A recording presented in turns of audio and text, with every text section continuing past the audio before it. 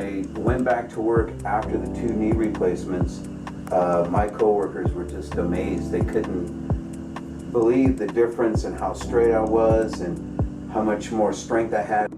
3 months, like I said, I was back to snow skiing, but we did do a little bit different surgery for me. We put in what was called the cone.